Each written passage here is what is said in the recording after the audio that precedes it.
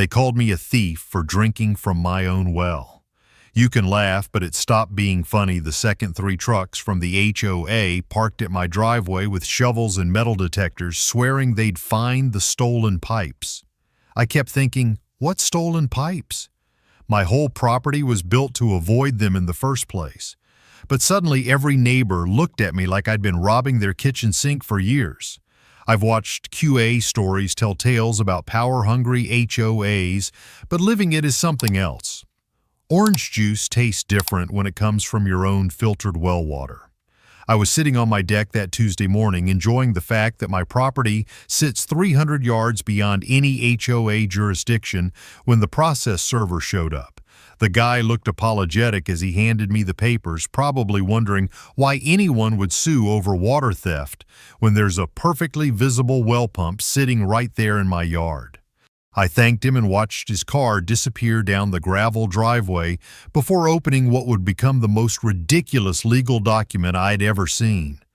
$18,000 in damages for unauthorized utility usage. That's what Paige Whitman and the Meadowbrook Homeowners Association claimed I owed them.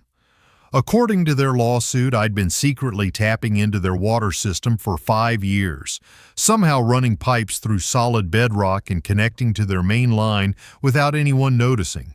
I actually laughed out loud reading it. Water pipes through bedrock? I'd need Tony Stark's workshop for that kind of underground engineering. The whole accusation was so absurd I had to read it twice just to make sure I wasn't missing something obvious. Maybe I should have taken it more seriously from the start. But come on, how do you respond rationally to something this bizarre? My name is Adam Wright, and I'm 36 years old. I work as a financial advisor, which means I deal with numbers and documentation all day long. When I bought this property 4 years ago, I specifically chose land outside the HOA boundaries because I'd heard horror stories about neighborhood associations and their petty power trips. The previous owner had installed a private well and septic system, making the house completely independent from municipal utilities. That independence was the whole point of buying here in the first place. Freedom from monthly dues, architectural approval committees, and neighbors who think they can control what color you paint your mailbox. But apparently, that didn't stop them from claiming otherwise. The lawsuit came with diagrams showing alleged pipe connections from my property to their system.